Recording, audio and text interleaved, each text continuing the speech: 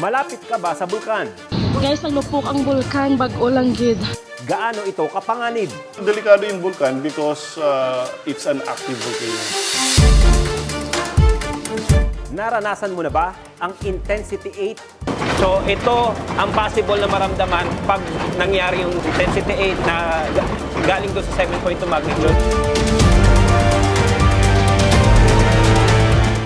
Usapang bulkan po tayo mga lifesaver at syempre ang tatanungin po natin ay ang pinaka-credible pagdating sa bagay na yan, walang iba kundi ang Philippine Institute of Volcanology and Seismology o PHIVOLCS.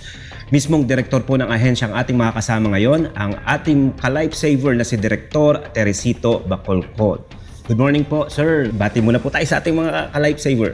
Okay, magandang umaga din po sa inyo, sir. And magandang umaga din po sa mga lifesavers, ka-lifesavers. Yeah, and po. sa mga nanonood ngayon.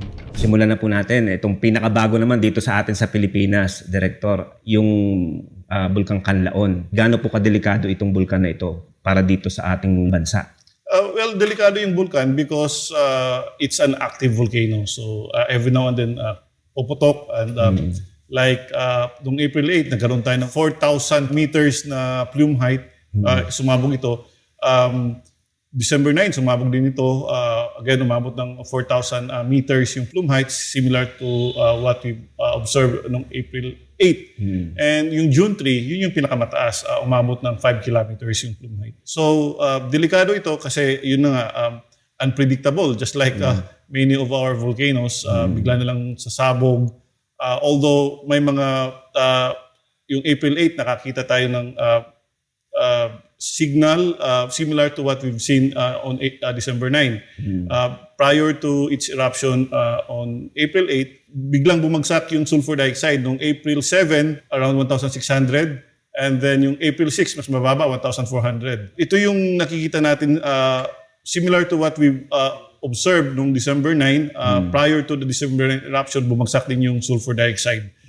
Naging 1,600 din on December 8. So, ibig sabihin nito, nabarahan yung bunganga ng bulkan, nagkaroon ng overpressurization, may bumara. So eventually, dahil hindi nakayanan, bumigay yung bulkan, sumabog. Yung pong mga lumabas po na yun doon sa bulkan, gaano po yung kadelikado doon sa mga tao na within the area? Yung abo, yung volcanic ash, it's made up of rock fragments, small rock fragments, minerals, and volcanic glass. So kapag nalanghap nila yan, it may irritate the eyes, yung lalamunan, yung skin, yung may mga respiratory problems. So delikado yan. So ang advice natin sa ating mga kababayan, kapag may abo, magsuot sila ng face mask, N95 kumari. Kung wala talaga, pwede naman nilang basain yung tela or yung bimpo, then yun yung gagamitin na to cover their noses and mouth. Yung nangyari po na yun, may chance po bang tumaas yung alert level natin sa Kanlaon? Well, after its eruption noong April 8, hindi naman tayo nakakita ng uptick or increase ng monitored parameters natin. So right now, maintain pa rin natin. Although yung April 8, it happened, yung eruption it happened early in the morning, nasundan ito ng ash emission pero hindi naman umabot ng hundreds of meters, nasa 75 meters lamang. But after that, wala na tayong na-record na iba pang ash emission activity. And again, wala tayong nakitang pag-increase sa mga monitored parameters. So that's the reason why maintain pa rin natin yung alert level to alert level 3. Opo. Alam naman po natin, mayaman ang Pilipinas sa bulkan eh. So medyo ngayon nakatutok ang publiko sa Kanlaon dahil sumabog siya. Pero gaano po ba karami yung minomonitor ng PHIVOLCS ng mga active volcano natin na ka-alert tayo para dun sa activity ng mga bulkan na yon? So we have 24 active volcanoes, and out of the 24 active volcanoes, tatlo yung may alert levels ngayon. Taal Volcano on alert level 1, Mayon Volcano also on alert level 1, and then ito yung Canlaon Volcano on alert level 3. Doon po sa mga kababayan po natin, Direktor, na yung mga minsan nagkokos ng panic, mga maling post, paano po ba natin ina-address yung mga ganitong concern? Again, para sa ating mga kababayan, wag po agad silang maniwala sa kumakalat. Kailangan lang i-verify with us. Right now, may kumakalat na magkakaroon daw ng lindol on April 22. So, may mga sumusulat sa amin, may mga nagtatanong, and kinaklarify naman natin na for now, there's no technology that can tell us exactly when an earthquake would happen. It's the same thing with volcanic eruption. Maraming nagsasabi na paglindol daw sa Myanmar. Kaya konektado sa pagputok ng Canlaon Volcano. Kaya pumutok ng vulkan kasi it was triggered by the earthquake in Myanmar, which is not true. Magkakalayo po yan. Hindi po in the first place, kahit yung mga bulkan natin in the Philippines, kapag pumutok yung isa, hindi yan makapag-trigger ng volcanic eruption sa iba pang active volcanoes natin. So, huwag po silang maniwala sa fake news. They have to verify yung mga kumakalat with us. There is a possibility that 2 or 3 volcanoes would erupt simultaneously, but independent yan sa isa't isa. Doon po sa more than 20 na active volcanoes, sapat po ba yung manpower ng PHIVOLCS to monitor, isagawa yung mga kailangan gawin para mapag-aralan yung mga volcans po natin? So out of the 24 active volcanoes, we are monitoring 10. 10. And out of the 10 monitored active volcanoes, 2 lamang yung may kompletong equipment, the ideal setup, which is Taalan Mayon.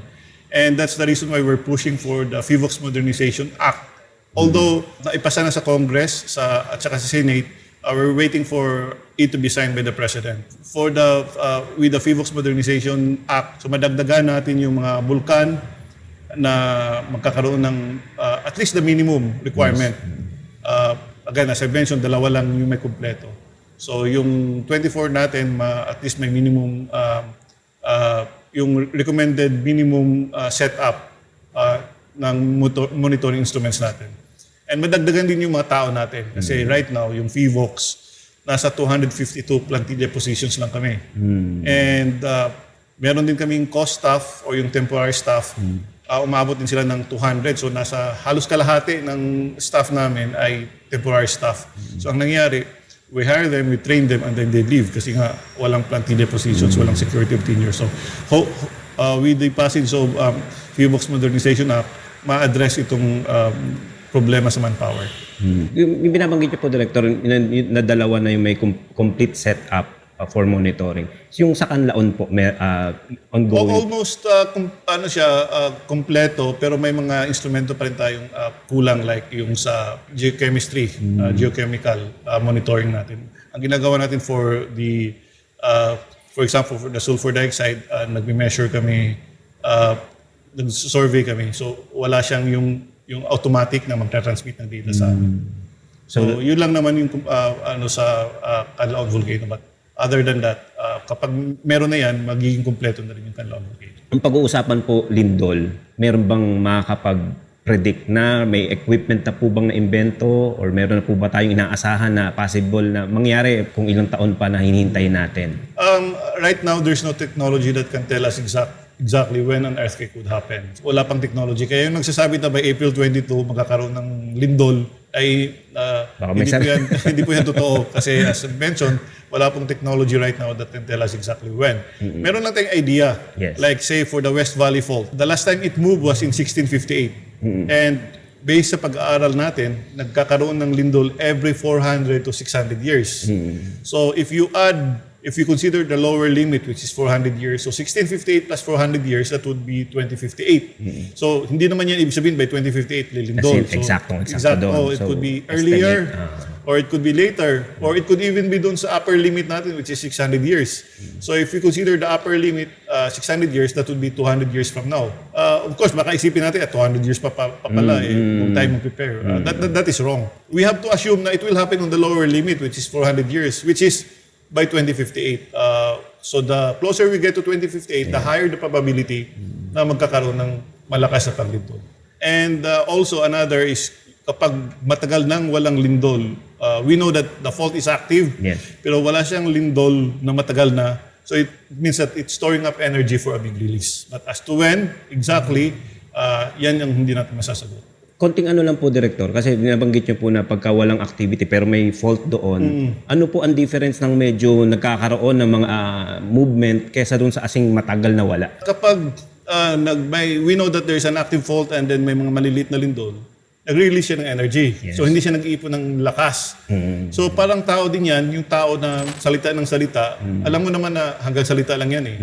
Pero yung taong tahimik, kapag nagalit yan, that would be a total mayhem. So it's the same thing. With the fault, yung fault na every now and then, nagkakaroon ng lindol, nagre-release ng energy, it means na hindi Mas maganda yun kasi hindi niya naiipon yung lakas.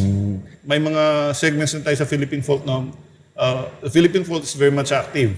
But may mga segments sa Philippine fault na walang lindol. So it means that storing up energy for a big release. Tawag natin dyan seismic gap. Doon po sa fault na monitor natin, lahat ng dadaanan na yan, ano po ang risk nung mga nandyan hanggang sa ngayon? For example, your house is on top of an active fault. Wala nang engineer intervention yan kasi kapag nagkaroon ng paglindol at gumalaw yung fault, masisira yung bahay mo. Ground rupture, tawag natin ground rupture, yung nabibiyak yung lupa. It doesn't mean na dahil malayo ka sa active fault, doesn't mean na hindi mo maramdaman yung shaking. So again, may mga nagtatanong din sa atin, uy, sa Pasay wala naman, hindi naman dumaan yung ano doon, hindi naman dumaan yung West Valley Fault. Sa in Metro Manila, there are 5 cities kung saan dumaan yung West Valley Fault. Quezon City, Marikina, Pasig, Taguig, and Muntinlupa. So yung iba, akala nila dahil nakatira sila sa Pasay or sa Novaliches, sa Caloocan, ay safe na sila. Hindi yun kasi the whole of Metro Manila makakaranas ng intensity 8 na lindol. Paano po natin i-describe, Director, yung intensity 8 na pinakamalakas? Yung nakita natin sa Myanmar, yun yung intensity 8. Yung nagbabagsakan yung mga bahay. Lahat yan sa buong Metro Manila, intensity 8 yung mararamdaman natin. So, ground shaking pa rin yung makakapatay sa mga tao. Kasi magbabagsakan yung mga bahay. So, we have to make sure that we follow the minimum engineering standards. Yung lindol naman, hindi yan nakakamatay. It's the collapse of human-built structures that may claim lives. Yung pagbagsak ng retaining walls, ng ceiling, bahay mismo, kapag guguho yan, hindi magiging casualty pa tayo.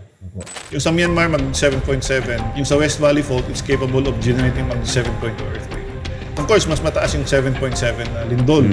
That's equivalent to 300 Hiroshima bombs. 8. Ito yung 8. Ito yung 8. Hindi na po makakalakad ang tao dito. Hindi na makakalakad.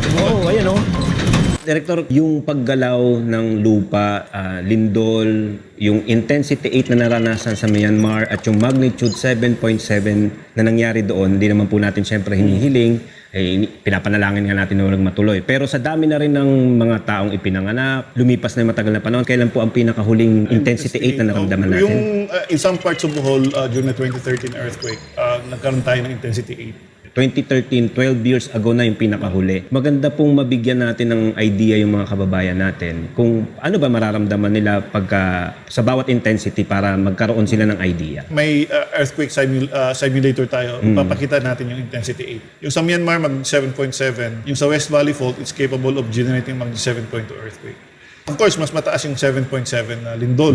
That's equivalent to 300 Hiroshima bombs. Magnitude 7.2 naman, around 30 Hiroshima bombs. So, magnitude 7.7 is 10 times stronger than the magnitude 7.2. But even then, yung 7.2 is capable of generating an intensity 8 shaking. Pwede natin ma-simulate kung ano yung itsura ng intensity 8 shaking. Maganda po para makita ng ating mga kababayan. Ano ba yung makikita at mararamdaman at ano ba yung ginagawa din ng PHIVOLCS para makatulong pa rin sa information dissemination. Yan, so nandito po tayo ngayon sa earthquake simulator ng PHIVOLCS. Ito, makakatulong ito sa atin para malaman natin, maramdaman natin kung gaano ba kalakas ang mga intensity.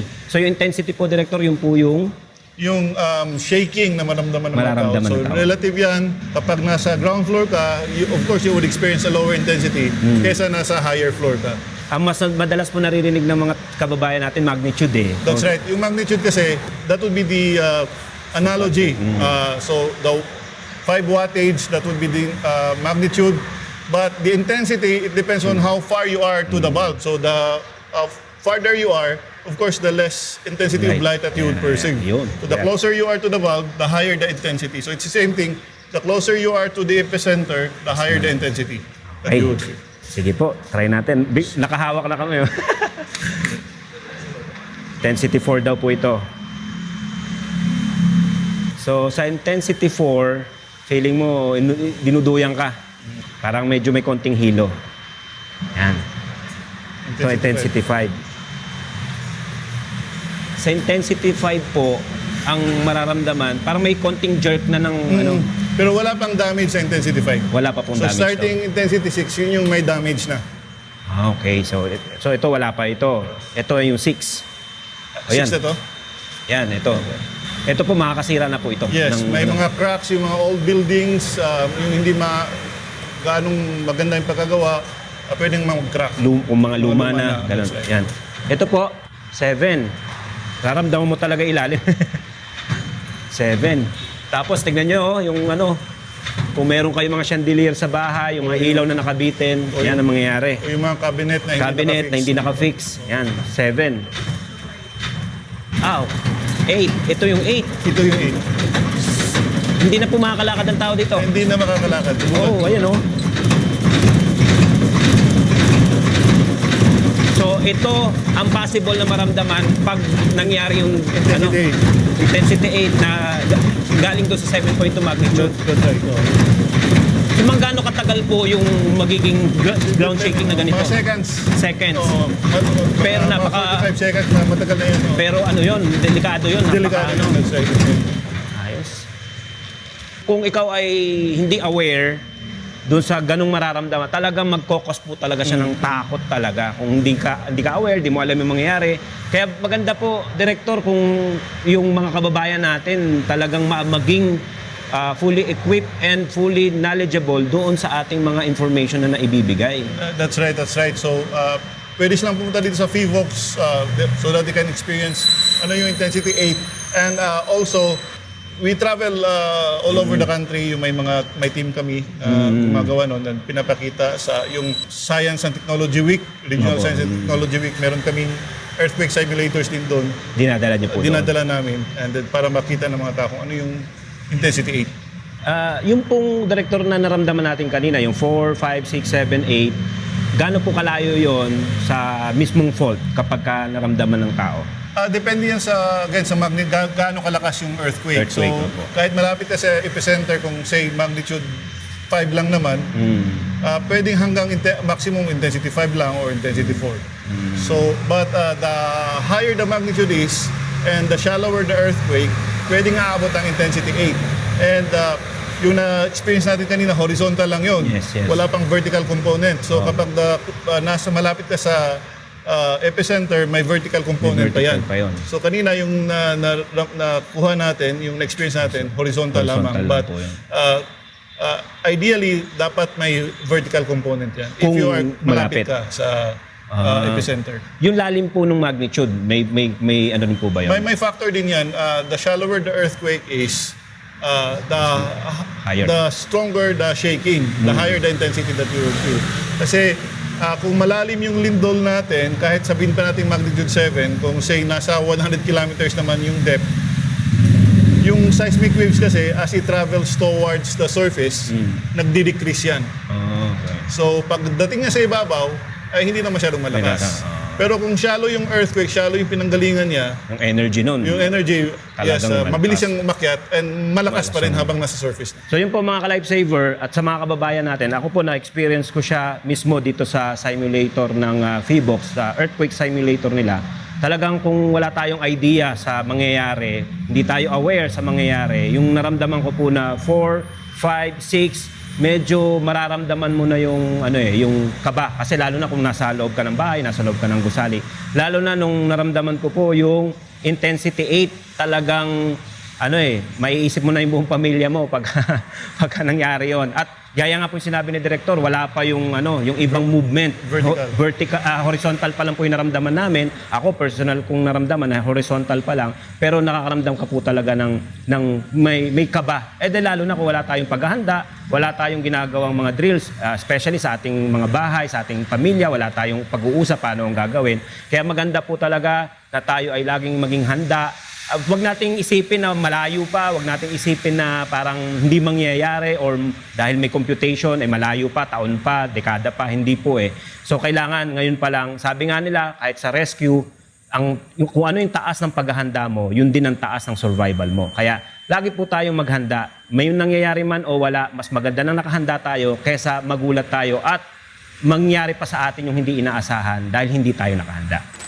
Sa ngayon po ba walang power ang FIVOX or ang any government agency na i-relocate itong mga lugar na nakatira sa ibabaw mismo ng fault? Kami naman sa FIVOX, wala naman, recommendation lang kami, wala naman kami Yes. police powers to pluck people out of Yes. kung saan sila nakatira ngayon, lalo na kung dinaanan ng fault.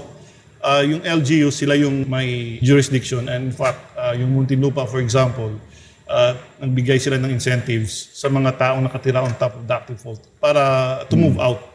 So may mga incentives yung Muntinlupa na binibigay. Yung iba naman, again, ina-advise nila na again, wag magtayo dito kasi yun na nga, it's transacted by an active fault. May mga recommendations sila, gawin nilang parking lot, something like that, na walang taong nakatira. Meron na po bang bago ngayon na ginagawang pag-aaral para marami nang naitayo kasi naitayong structure, dumami na rin ang population natin, so meron na po bang bago?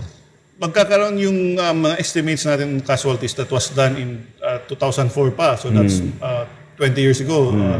Ngayon, next year, may project, this will be led by OCD, and kasama kami, partner kami ng OCD. Kakaroon ulit ng to revisit yung M.A. Myers, yung study na yan that was done in 2004. Kasi tama nga sinabi mo, dumadami na yung buildings ngayon, dumadami yung tao. So baka yung casualties natin magbago, yung estimates natin, yung percentage of residential buildings that might collapse, baka din magbago na rin yun. Kasi again, dumadami yung establishments, dumadami yung tao, dumadami yung mga bahay. Alam ko naman po, talagang yan ang effort po ninyo na ang public makapaghanda. So siguro kahit dumami ang population, alam ko naman meron naman tayong nahihila doon sa paghahanda. So pero sa inyong pong obserbasyon, gaano na po ba tayo nakapaghanda kung ang pag-uusapan itong lindol?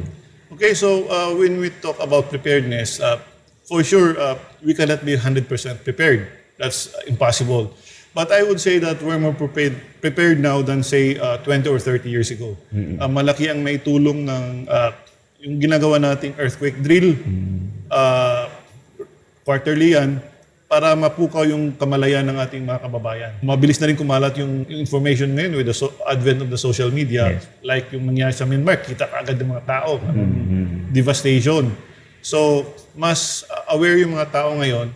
But we still have a lot of things to improve when it comes to preparedness. And yun po, siguro mabigyan din po natin ng pagkakataon po ang inyong ahensya na yung panawagan natin sa mga kababayan natin. Kasi nakikita rin namin yun sa social media. Minsan hindi nakakatulong yung parang nagkokos pa ng panic or yung mga ganyan. Baka meron po kayong panawagan sa mga kababayan din natin. Huwag po kayong maniwala sa mga kumakalat sa social media. Lalo na yung mga mag-predict na magkakaroon ng lindol or sasabog yung bulkan on this particular day and this particular time. Again, wala pong technology that can tell us. For earthquakes, there is no technology that can tell us exactly when an earthquake would happen. For volcanoes naman, may mga precursors tayo, may mga signals tayo, but hindi pa rin yan definite. For example, nakikita natin pag dumadami yung lindol sa kanilang volcano, but nagkakaroon tayo ng idea na siguro umaangat yung magma. But as to when exactly pangyayari yung pagputok, it's the volcano that controls its timeline. So huwag po tayong maniwala.